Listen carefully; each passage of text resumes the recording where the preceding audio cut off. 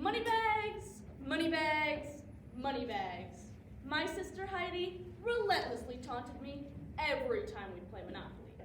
My strategy, to avoid the overpriced park, place, and boardwalk type properties in favor of the more economical utilities and underdog avenues, which no one ever seemed to land on.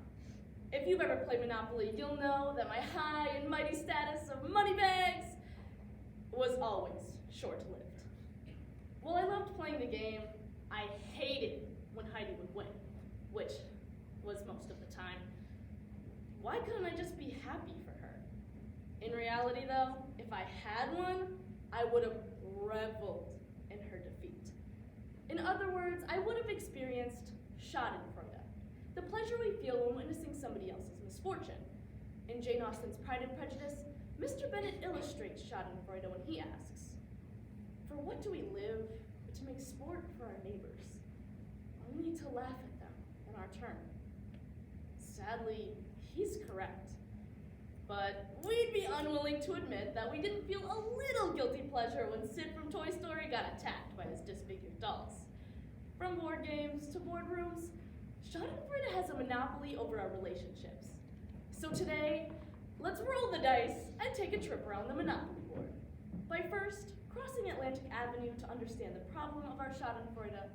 Next, we'll open the community chest to discover the cause, before finally collecting $200 as we pass go to suggest a solution.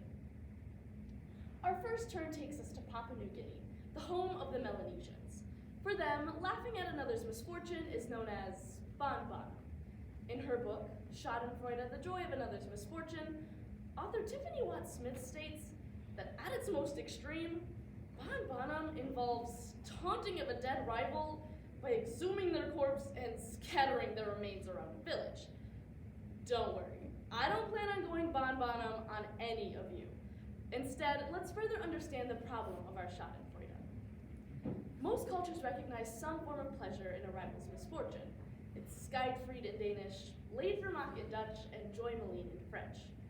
Oddly, despite having more than 1 million words in our language English, we have never coined an accurate term for this emotion. Therefore, about 100 years ago, we borrowed the German schadenfreude. It's a compound word, schaden meaning damage or harm, and freude meaning joy or pleasure. In his book, The Joy of Pain, Schadenfreude and the Dark Side of Human Nature, Richard H. Smith points out that taking pleasure in another's misfortune simply because we are gaining from it seems illicit and shameful. However, we could say that schadenfreude exists in various degrees.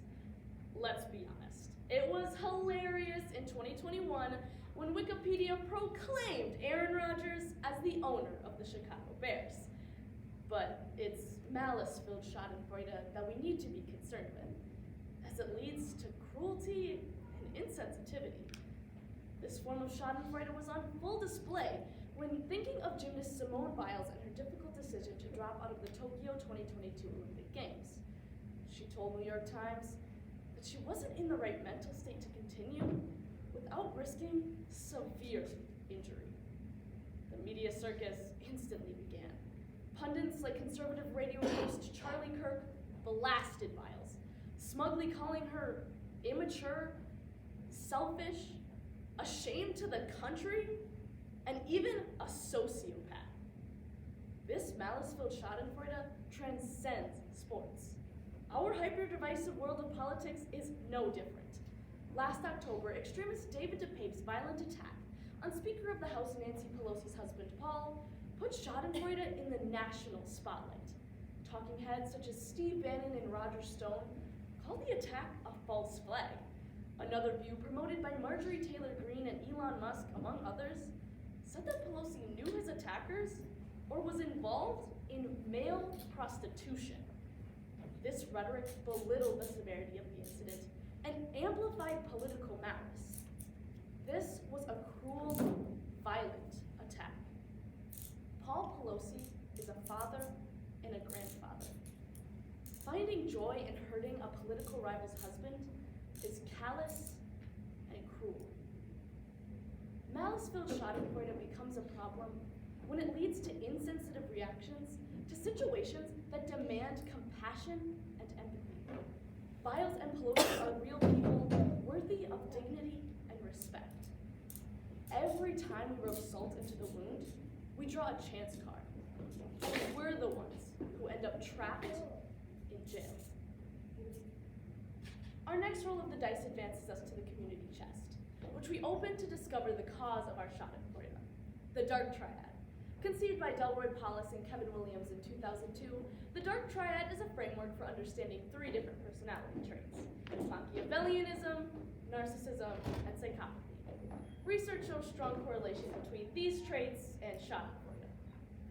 Our first character trait is Machiavellianism. In Mina Lyon's book, The Dark Triad of Personality, she states that Machiavellianism is grounded in the use of manipulation and deceit to advance one's own goals. Vladimir Putin stands as an extreme example of this today, but aren't we all a little manipulative and deceitful at times? I mean, have you ever moved an extra space in Monopoly? And how often are we tempted to cheat in school? Our second character trait is narcissism. Lyon tells that individuals high in narcissism are vain and grandiose. They have a heightened sense of entitlement and think they deserve more because they're better. Look, we all inflate our egos by one-upping each other, some more than others. Like my classmate Gabby, who always manages to get 1 more point than me on every test or quiz we take, and she lets me know it. Finally, to complete the triad, we have psychopathy. Lyon tells that this is the darkest of the triad. A Psychological Times article states some characteristics of psychopathy: superficial charm, lack of remorse, poor judgment, a grandiose sense of self-worth, pathological lying, and the list goes on.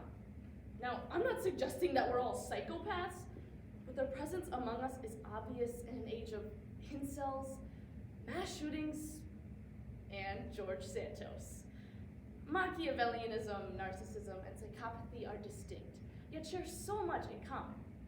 Lyon asserts that all the dark triad traits relate to interpersonal, dysfunctional relationships, stemming from a lack of care for others and selfish behavior. This same lack of care for others and selfish behavior is prevalent through our schadenfreude. So how do we get out of our schadenfreude jail and back into the game? Our get out of jail free card? Freudenfreude. It's the necessary counterpoint to balance our inevitable schadenfreude and the solution to our problem. So, what is it? Again, our English language is limited, so we had to borrow from the Germans. Remember that Freude means joy or pleasure, so Freudenfreude is the joy we feel for another's success. Like the incredible joy I felt last May when my sister Heidi graduated from high school. According to Professor Catherine Chambliss, Freudenfreude is a social glue. It makes relationships more intimate and enjoyable. A November 22nd New York Times article written by Julie Fraga suggests ways to cultivate Freudenfreude. First, take an interest in somebody else's happiness. Make an effort to ask questions, make eye contact, and be an active listener. In fact, when this round is over, go find somebody else who looks happy. Ask them why, and find joy in sharing their happiness. Second, share your credit of success with others. Practice what Fraga calls bragitude, which involves sharing your win, but also giving gratitude towards those who helped, like how we can all thank our coaches for our forensic success. And finally, we must become a joy spectator. Ask questions like, what was the highlight of your day? Or what was the best thing that happened to you this week? Psychologist Marissa Franco states that we must actively seek joy to fully experience it. When you guys go home today, instead of complaining about how long Mr. Winkler was talking, ask somebody else what the highlight of their day was. We must always remember that schadenfreude is pervasive and insidious. Only one person can own Boardwalk and Park Place, and many are left on the outskirts of hope, unable to collect $200. So today, we must honor Freudenfreude by honoring each individual and helping each pass go.